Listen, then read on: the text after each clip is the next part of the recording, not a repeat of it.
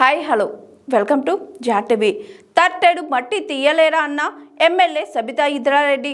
గతంలో ప్రారంభమైన అనేక రోడ్ల పనుల టెండర్లను కాంగ్రెస్ ప్రభుత్వం రద్దు చేసిందని మాజీ మంత్రి ఎమ్మెల్యే సబితా ఇంద్రారెడ్డి ధ్వజమెత్తారు. శంషాబాద్ ఎయిర్పోర్ట్ రోడ్ నుంచి శ్రీశైలం హైవే వరకు రోడ్డు నిర్మాణానికి టెండర్లు పిలిచిన రేవంత్ రెడ్డి సర్కార్ తట్టెడు మట్టి కూడా తీయలేదని, టెండర్లు పూర్తయిన చోట పనులు ప్రారంభం కాలేదని మండిపడ్డారు. కాంగ్రెస్ ప్రభుత్వానిది ఆరంభ సూరత్వమేనని ఎద్దేవా చేశారు మాజీ మంత్రి ఎమ్మెల్యే సబితా ఇంద్రారెడ్డి. రోజు స్థలం ఉన్న దగ్గర కట్టడం ఒకటైతే, ప్రతి నియోజకవర్గానికి కొన్ని అలాట్ చేసి కట్టడం ఒకటైతే, హైదరాబాద్ లాంటి ఏరియాలలో, అర్బన్ ఏరియాలలో ఒక ప్లేస్ అవుట్స్కర్ట్స్ లో తీసుకొని కట్టడం అనేది మొదలు పెట్టున్నారు అధ్యక్ష.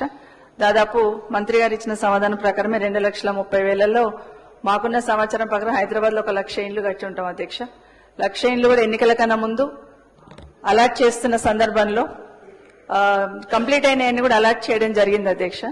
అయితే గౌరవ మంత్రి గారు చెప్పినట్టు కొంత చిన్న చిన్న వర్క్లు ఏవైతే మిగిలిపోయినాయో, ఉదాహరణకి లిఫ్ట్ పెట్టున్నారు అధ్యక్ష. అందులో లిఫ్ట్ కనెక్షన్ గానీ, వాటర్ కనెక్షన్ గానీ, కొంచెం డ్రైనేజ్ కనెక్షన్ గానీ, ఇట్లాంటి చిన్న చిన్నవి ఉన్నా కూడా కొన్ని ఏరియాలలో వెళ్ళిపోయారు అధ్యక్ష.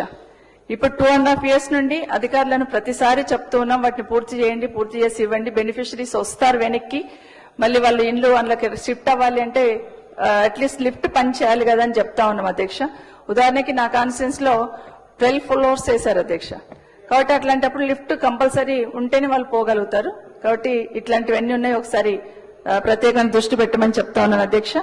అదే కాకుండా కొన్ని పెండింగ్, ఇప్పుడు కొన్ని మిగిలిపోయినాయి. 90% పూర్తయిపోయి 10% వర్క్ చేయాల్సినవి కొన్ని మిగిలిపోయినాయి అధ్యక్ష. ఉదాహరణకి నా నియోజకవర్గంలో 10,000 కడితే 5,000 అలాట్ చేశాం అధ్యక్ష. ఇంకా 5,000 చిన్న చిన్న పనులే, కొంత వర్క్ ఉంది, వాటిని పూర్తి చేసి ఇవ్వాలని గౌరవ మంత్రి గారిని కోరుతా ఉన్నాను. అయితే ఇస్తున్న సందర్భంలో ఈ 99 రోజులలోనే ఇవ్వాలని అధికారులకు ఆదేశించామని మంత్రి గారు చెప్పారు. సంతోషం అధ్యక్ష, తొందరలో అలాట్ చేయమని కోరుతున్నా.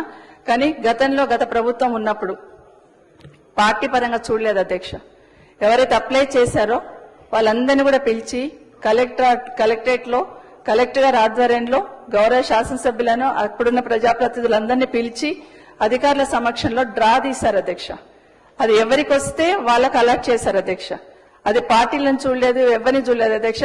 కేసీఆర్ గారు మాకు ఒకటే చెప్పారు, డబుల్ బెడ్రూమ్ ఇల్లు కావాలన్నాడు, ఇల్లు లేని వాళ్ళు అప్లై చేస్తారు కదా, మరి డ్రా తీసి డ్రా ప్రకారమే ఇవ్వండి అని చెప్పారు. డ్రా ప్రకారమే ఇచ్చాం అధ్యక్ష. అయితే ఇప్పుడు ఏం జరుగుతుందంటే అధ్యక్ష, 2 days నుండి మా అధికారులందరితో మాట్లాడుతున్న సందర్భంలో ఇందిరమ్మ కమిటీ చెప్పిన వాళ్ళకి ఇల్లు అలాట్ చేస్తామని. అధ్యక్ష, మా దగ్గర మీకు ఐడియా ఉంది, ఎయిర్పోర్ట్ దగ్గర ఉంటుంది, నేషనల్ హైవేస్ దగ్గర ఉంటుంది, ఒక్కొక్క ఇల్లు 50 లక్షలని ఉంటుంది అధ్యక్ష. అట్లాంటిది ఇందిరమ్మ కమిటీ ఎవరికి చెప్తే వాళ్ళకి అలాట్ చేస్తాం, పైకెళ్లి ప్రభుత్వం ఇచ్చిన డైరెక్షన్ అంటున్నారు అధ్యక్ష. నా రిక్వెస్ట్ ఏంటంటే గౌరవ మంత్రి గారికి, గతంలో తీసినట్టు ఇక్కడ కాస్ట్లీ ఏరియా, కాస్ట్లీగా ఉంటుంది, చుట్టుపక్కలంతా కూడా అదే తరహా ఉంటుంది అధ్యక్ష.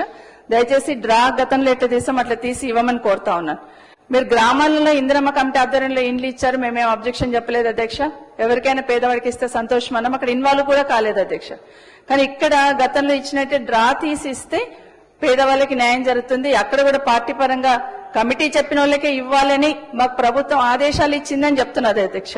దయచేసి అట్లా ఉంటే దాన్ని గౌరవ మంత్రి గారు గతంలో ఎట్లా ఇచ్చినారో ఆ విధంగా ఇవ్వాలని కోరుతా ఉన్నాను. Hi, this is Swathi. Like చేయండి, షేర్ చేయండి, కమెంట్ చేయండి అండ్ సబ్స్క్రైబ్ చేయండి GRTV.